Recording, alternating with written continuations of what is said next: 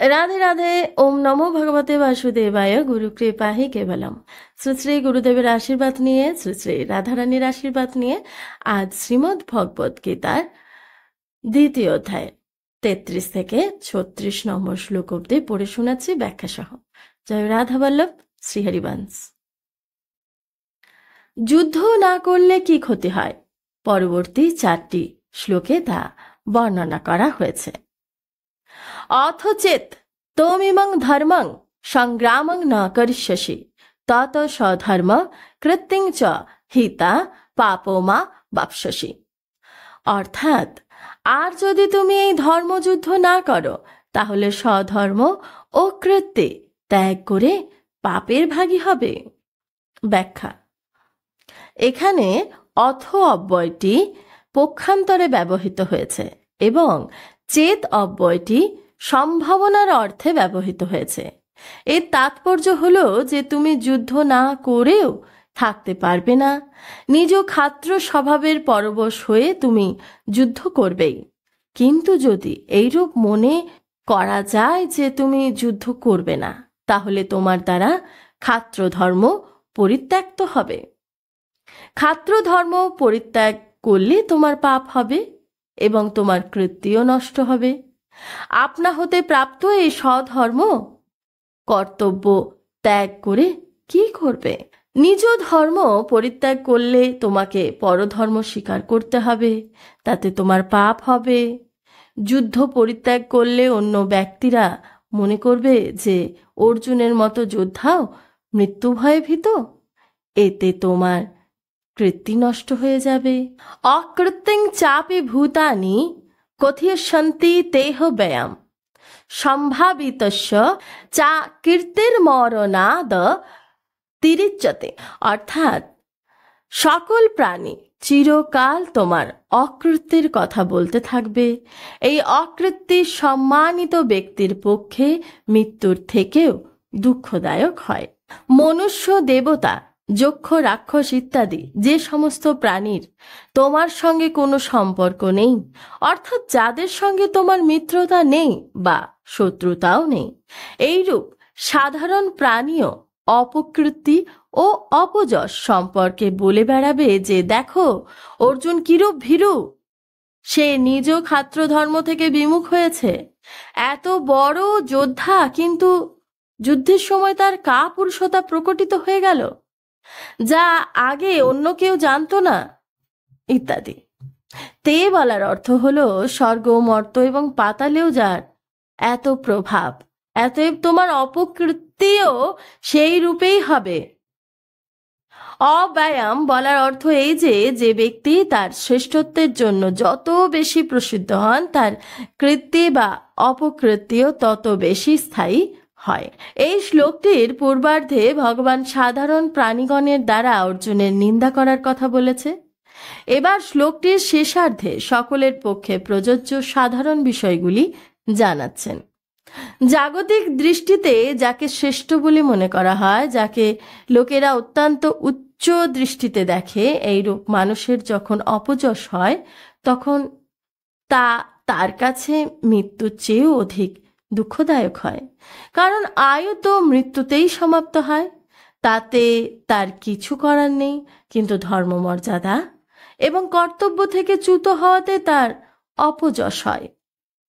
অর্থাৎ সাধারণের মধ্যে যাকে শ্রেষ্ঠ বলে মনে করা হয়, তিনি যদি কর্তব্য থেকে চ্যুত হন তবে তার অত্যন্তই অপযশ হয়। ভয়ার দ্রোণা দুপ রতং মনশান্তে তং মহারথা যেষাং চ তং বহুমত ভূত্বা যশস্বী লাঘবম। অর্থাৎ, মহারথীগণ মনে করবেন যে ভয়বশত তুমি যুদ্ধে বিরত হচ্ছ, যাদের ধারণায় তুমি বহু জনমান্য ব্যক্তি হয়েছিলে, তাদের দৃষ্টিতেই তুমি লঘুত্ব প্রাপ্ত হবে। ব্যাখ্যা। তুমি মনে করছো যে তুমি শুধুমাত্র নিজ কল্যাণের জন্য যুদ্ধ থেকে বিমুখ হচ্ছ, কিন্তু যদি তাই হতো এবং যুদ্ধকে তুমি পাপ বলে মনে করতে, তবে প্রথম থেকেই তুমি নির্জনে থেকে ভজন মনন করতে এবং যুদ্ধে তোমার প্রবৃত্তিই হতো না।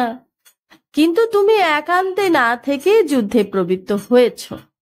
এখন যদি তুমি যুদ্ধে নিবৃত হও তাহলে বড় বড় রথী মহারথীগণ মনে করবেন যে যুদ্ধে নিহত হওয়ার ভয়ে অর্জুন যুদ্ধে নিবৃত হয়েছে।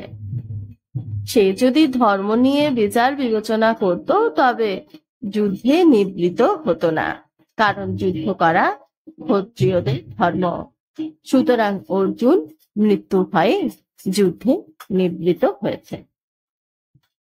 ভীষ্ম, দ্রোণাচার্য, কৃপাচার্য, শল্য প্রমুখ যত বড় বড় মহারথী আছেন তাদের দৃষ্টিতে তুমি বহু মান্য হয়ে রয়েছ, অর্থাৎ তাদের মন এই বিশ্বাস রাখে যে যুদ্ধ করার ক্ষেত্রে নামী যোদ্ধা তো একমাত্র অর্জুনই। যুদ্ধে অনেক দৈত্য, দেবতা, গন্ধর্বকেও সে পরাজিত করেছে। যদি এখন তুমি যুদ্ধ থেকে বিরত হও তাহলে ওইসব মহারথীর কাছে তুমি লঘুত্ব অর্থাৎ তুচ্ছত্ব প্রাপ্ত হবে, অর্থাৎ তাদের দৃষ্টিতে তোমার পতন হবে।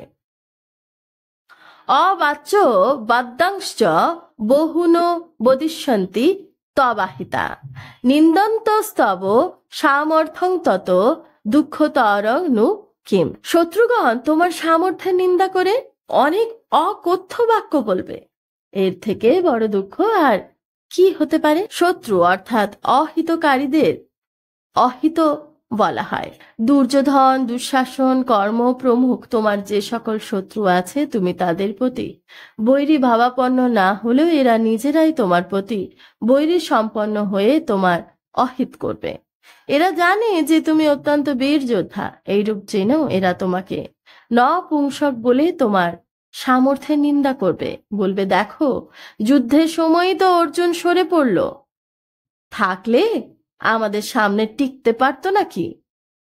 আমাদের সঙ্গে যুদ্ধে কি পেরে উঠতো? এইরূপ তোমাকে দুঃখ দেওয়ার জন্য, তোমার মনে জ্বালা ধরাবার জন্য কত অকথ্য কথা বলবে। ওদের কটু কথা তুমি কি সহ্য করতে পারবে? এর থেকে বেশি আর কি দুঃখ হতে পারে তোমার? কারণ দেখা যায় যে মানুষ যেমন তুচ্ছ ব্যক্তির দ্বারা অপমানিত হয়ে তা সহ্য করতে না পেরে নিজ সামর্থ্যের অধিক, যোগ্যতার অধিক দুঃসাহসিক কাজ করে মৃত্যুকেও বরণ করে নেয়, তেমনি যখন শত্রুরা তোমাকে অযথা অপমান করবে, তিরস্কৃত করবে, তখন তুমি তা সহ্য করতে না পেরে ক্রোধান্বিত হয়ে যুদ্ধে লিপ্ত হবে। তুমি যুদ্ধ না করে থাকতেই পারবে না।